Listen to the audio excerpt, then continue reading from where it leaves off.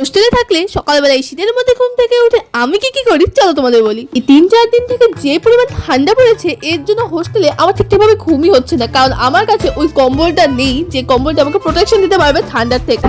জন্য ফার্স্টে আমি ঘুম থেকে উঠে চেক করি আজকে রোদ্র উঠেছে কি ওঠেনি, কিন্তু আজকে উঠেছিল একটা সুন্দর ঝকমকে রোদ্র। এর জন্য বাইরে গিয়ে অল্প দোলনায় বসলাম। 3 দিন থেকে এই ঠান্ডার জন্য আর দোলনায় বসা হয় না, এর জন্য আজকে ব্রাশ করতে করতে অল্প দোলনায় বসে রোদ্র খেলাম।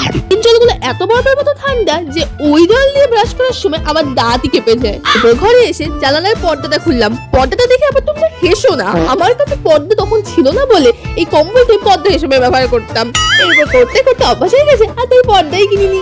খেলাম জিরার জল, যেটা খাওয়ার সময় আমার মুখে বিভিন্ন রকম অঙ্গভঙ্গি তোমরা লক্ষ্য করতে পারবে, কারণ ওটা মোটেও ভালো খেতে নয়।